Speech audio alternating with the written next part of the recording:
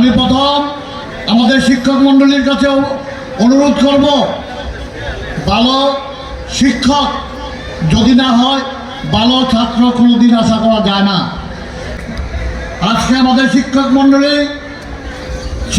স্কুলে শিক্ষার বাদ দিয়ে তারা প্রাইভেট টিউশনিতে লিপ্ত হয়েছে। আমি অনুরোধ করব, আমি কলেজেও এই প্রাইভেটের বিরুদ্ধে আমি কলেজেও নিষেধাজ্ঞা দিয়েছি। কোনো স্যারের কাছে কোনো ছাত্র প্রাইভেট পড়াতে পারবে না। যদি কেউ প্রাইভেট পড়াইতে চায় স্কুলের ক্লাসরুমে পড়াইতে হবে।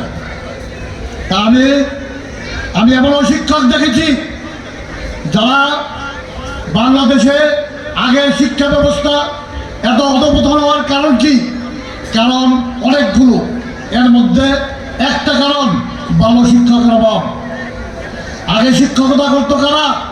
তালেব হোসেন স্যারের মতো লোক, খলিল স্যারের মতো লোক, যারা বাংলাদেশের সর্বোচ্চ ডিগ্রি নিয়ে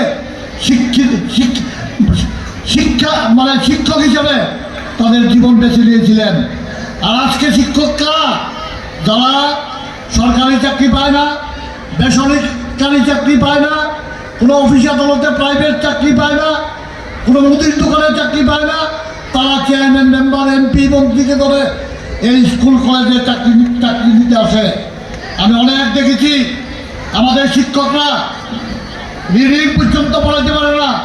এমনও শিক্ষক আছে যে প্রথম 2 লাইন পড়ে বাকি 4 লাইন রিডিং পড়াইতে পারে না, ওই রিডিংটা বাদ দিয়ে অন্য পেড়াতে চলে যায়।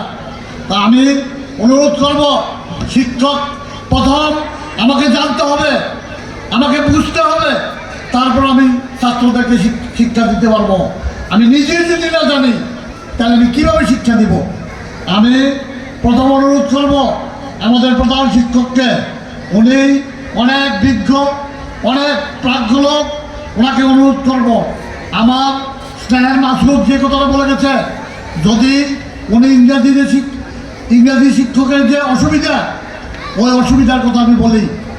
যদি উনি যেহেতু প্রশাসনিক কাজে অনেক সময় স্কুলে বাইরে থাকতে হয়, স্কুলে ব্যস্ত থাকতে হয়, প্রয়োজনে স্কুলের অবস্থা যদি ভালো হয়, অর্থনৈতিক অবস্থা কি জানি না, তাহলে 1 জন অথবা 2 জন পার্ট টাইমের ইংরেজি শিক্ষক যে উনি ব্যবস্থা করেন।